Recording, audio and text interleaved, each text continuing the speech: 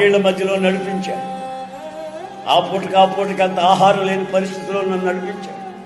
Railway స్టేషన్లో, bus స్టాండ్లో paper పరుచుకొని పడుకునే స్థితిలో నన్ను నడిపించాడు.